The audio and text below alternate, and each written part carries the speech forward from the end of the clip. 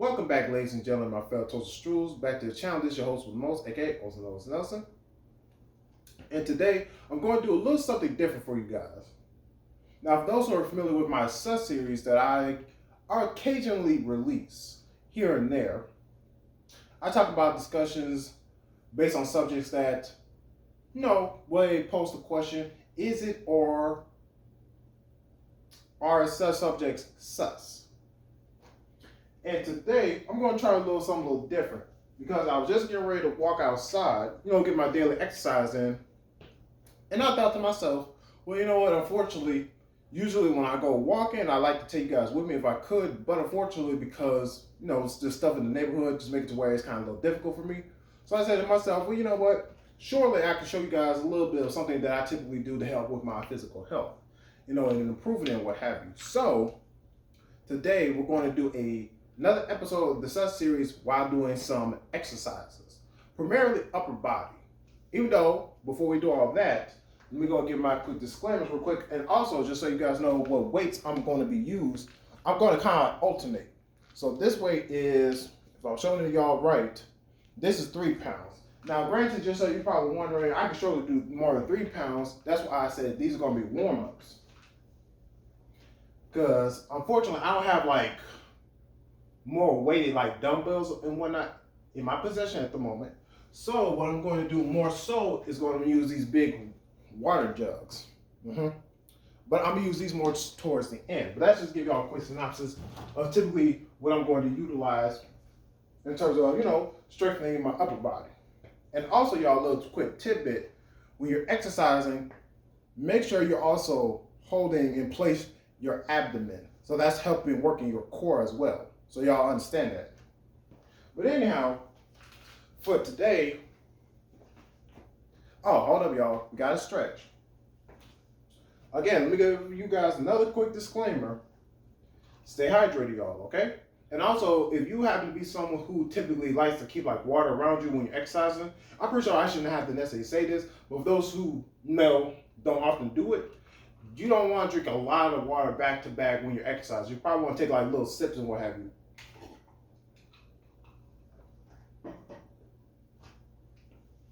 So it just helps out. But anyhow, for this particular episode of the sus series, I have been getting a bit of feedback on my previous videos, which I definitely have taken into consideration. I definitely want to improve on these things. But one thing in the Discord, yes, I do have Discord, and I may start posting my Discord link. I don't have a Discord, but my username and whatnot. If you guys want to message me there, if Twitter that I do put in my description doc. I don't know why I keep saying docs for some motherfucking reason. Excuse me, y'all. In the description box below, that I always put my Twitter there. But if you don't feel comfortable using that or you don't fuck with Twitter, I understand. Again, if you don't like using the comment section, I understand. So that's another way maybe you guys can reach me. I decide on that. But anyhow, for this edition, I want to, hold up, y'all. Let's do a little stretching. But while I'm stretching, I'm going to share with y'all today what I want to bring up about that in the Discord. Someone has sent me, they were wondering about, what classifies as softcore prom. Now, if you're looking back from my previous video on the channel at this point in time, one of my previous videos, I had mentioned about if you're someone who wants to start off watching Pron, then I would encourage you to start with softcore prom. But then I also thought to myself, well, at the same time, I know some people may take me maybe in some realm. When I make that statement, they might make the assumption that I support people consuming prom. And some people may look at that in a negative aspect. And it started getting my head thinking, give me a second, y'all. Ooh, yeah, there we go. It had me start thinking,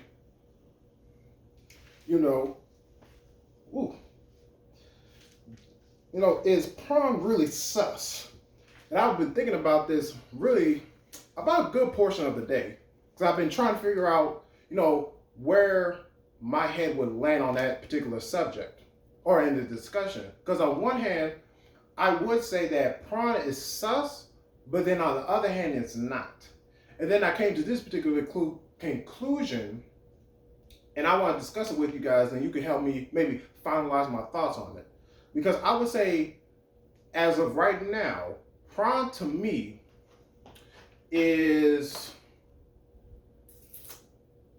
it's not sus, but the individuals who may utilize Pron may benefit from it. Thus, their alternative motives can be sus. So on one hand, it's not sus, but the usage of Pron can be sus. And I'm gonna break those down later on, but we're just talking about Pron as in a generalization, even though there's many different categories of it. And I'm gonna give y'all a reason why I'm saying on one hand it's not. Because let's all be honest. And funny enough, y'all, I was having this conversation with one of my neighbors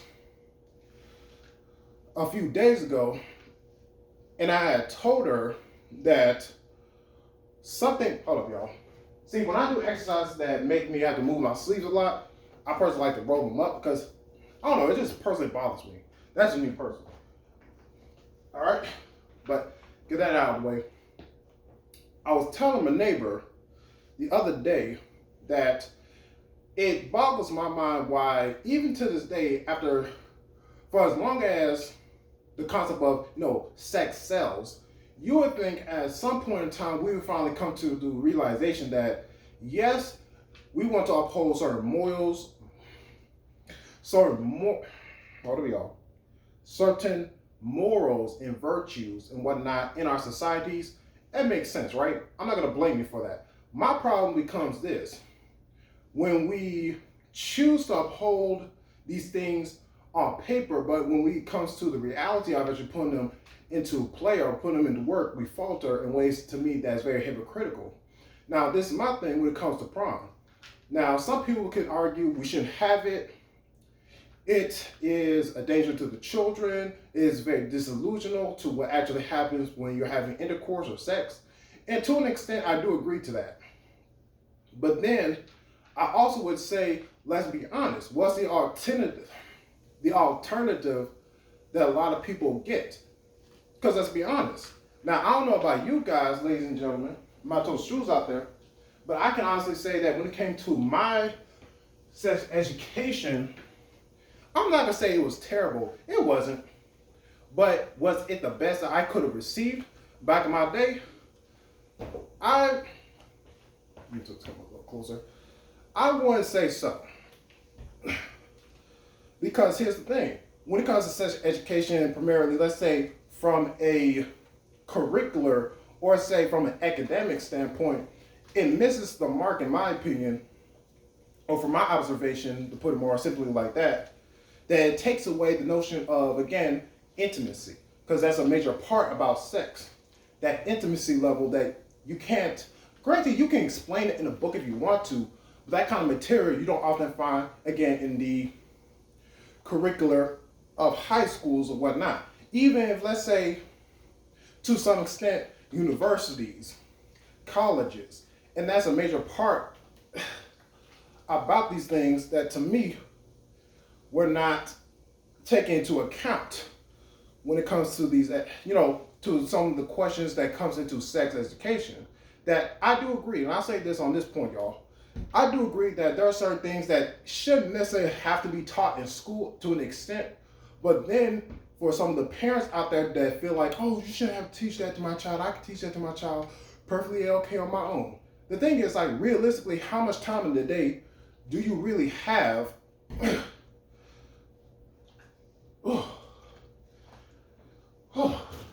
how much time in the day do you really have to have with your child to have those kinds of conversations? Or better yet, how much time in the day are you really, let's say, allocating your own resources to, let's say, certain projects or certain facilities that are outside of school that can assist your child in learning more about that knowledge? You get what I'm saying? Now, here's my thing about this. And I'm going to give it, and you know what, real quick, before I exit on that point, I'm going to give y'all a quick analogy to so I can show y'all what I'm talking about. Because some of y'all might say, well, you can't speak for everybody. And granted, that's true. I can't speak for everybody. But I'm just going to use a mathematical analogy real quick for y'all. Now, there's 24 hours in a day, right? We all universally agree to that. Let's stick with that number for a minute. And I'm looking at this from the perspective of children. Now, we have children who are doing exercise, y'all. Let's say they're going to school, right? Because I'll say the unique circumstances may be kids who are like homeschool whatnot. So y'all, I'm gonna put y'all to the side for a minute. I'm talking about primarily children who go to school about, let's say, 8 hours, right? So if you if you subtract 8 from 24 hours, you have 16 hours, right? Oh, give me one second. If you have 16 hours left, let's say we're giving children about 8 hours of sleep. Ideally, that's the time they want to have that amount of sleep, to be fully rested. So let's take another 8 from 16. So you have 8 hours, right? So children have 8 hours in the day to do what? They have also extracurricular activities. Let's add on, or let's subtract, 2 more hours from that at least. So 2 hours away from 8, that gives us 6 hours. Okay then, now let's add on to, say, homework, projects. If you want to add on to that, or subtract it, y'all, that gives you about, let's say, 2 more hours. So 2 hours away from 6 hours, that's 4 hours, right? And I'm being very genuine when I say that, because let's add, y'all, I keep saying add for some reason. Let's subtract another hour or 2 from that, because let's also consider, let's say, practicing, games, football, soccer, whatnot, sports, if you want to, or chess, or let's say even just additional things on the side that doesn't really keep you at home where your parents are going to be. So again, let's round it out to probably 3 hours. So you only got 3 hours in a day to yourself at that point that you can spend time with your family. But then here's the thing, in addition to everyone else having their own little business they got to take care of, my thing is, okay, when the parent comes back from home, let's all be honest, y'all. And trust me, for us who are working adults, at this point, we have to understand, like looking back, we can probably understand why our parents, a lot of times they relied on, let's say if you had siblings, they relied a lot on the older siblings to take over certain things for them when they came home, or even before they came home, right?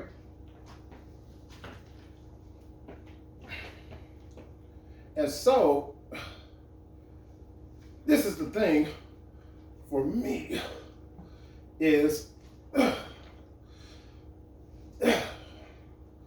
that if the children of these families don't have the proper time to sit down with their parents and have these conversations, again, about ultimately something they're going to come across upon, regardless of what medium they might, digest. Because again, it's on TV, it's on the internet, it's in your ads, it's in the literature they might read. So the thing is, that's a conversation that ultimately you're going to have. And I'm telling y'all the truth.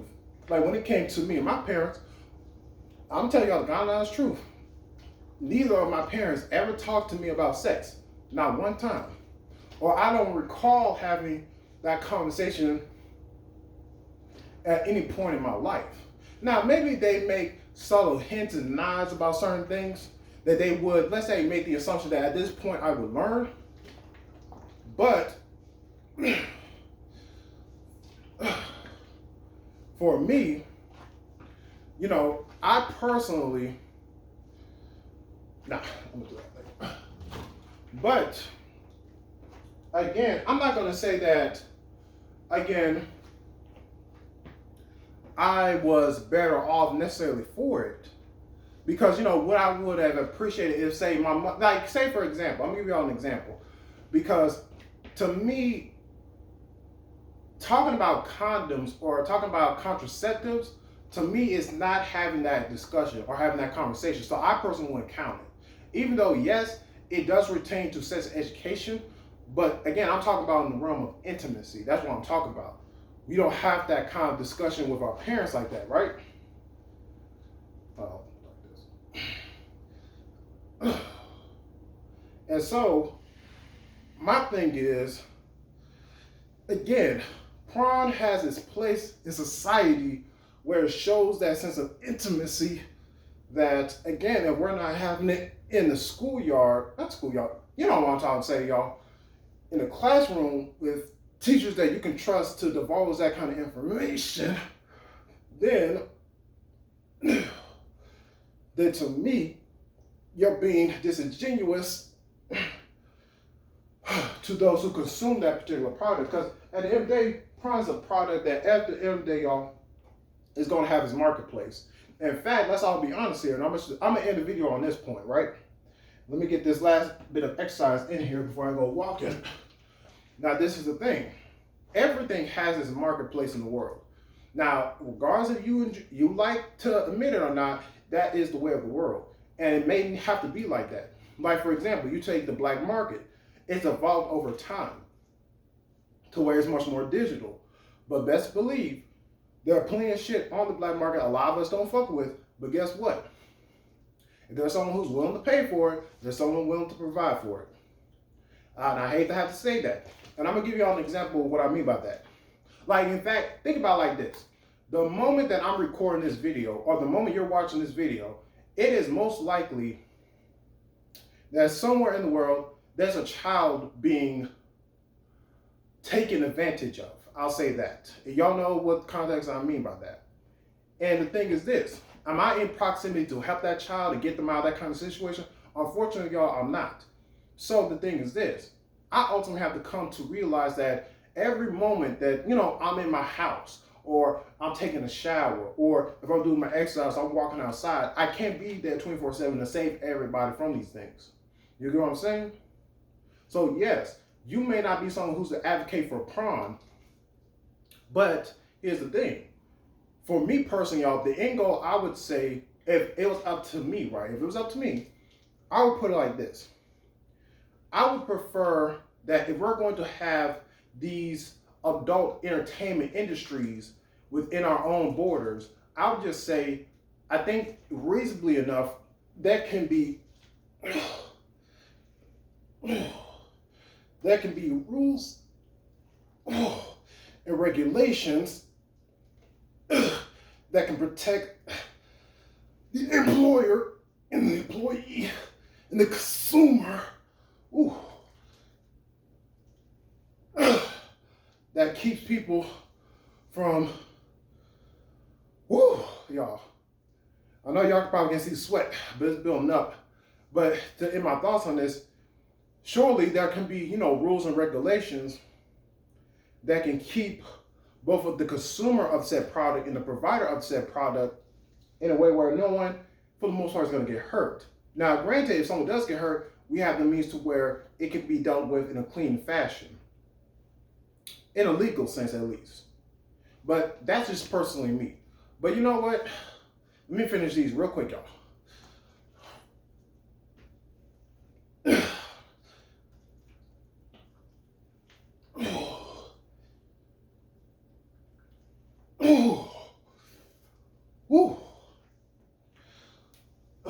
But that's where I'm at right now. And I'm going to repeat what I had answered earlier in case some of y'all might have gotten lost earlier what I said. I would say that right now, Pron to me is at a place where it's not sus, but those who may utilize it as a form of a product, they can be sus. So it's the individuals who are utilizing Pron can be sus, but Pron in itself to me is not sus, if that makes sense. But with all that being said, ladies and gentlemen, thank you for checking out this video, and hopefully you guys kind of learned something from this. And again, please, if you have any particular comments or any thoughts about what I brought up before, or your own opinions and whatnot, again, hit me in the comment section down below. Hit me in my description box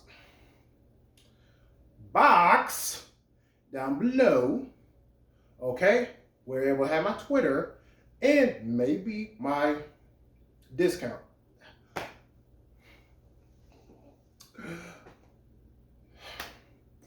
My Discord account down there if you guys want to reach me at that. If you guys want to reach out to me in that way, okay? But all that said, ladies and gentlemen, my host Strules, thank you for checking out again the video. Again, if you like, you dislike, subscribe, don't subscribe, all that good jazz. All that good jazz. And I'll catch y'all next video. Peace, love y'all, namaste, I'm out. Oh, and real quick, y'all, too, if there's any particular additional exercises that you guys want to share with me as we're doing this, put them in the comment section down below. Share, because I definitely want to start, doing more exercise-related videos mixed with, different content ideas. You get what I'm saying? Just to kind of like kill two birds with one stone. If you want to use that analogy. But anyhow, all that being said, I'll catch y'all later. Bye.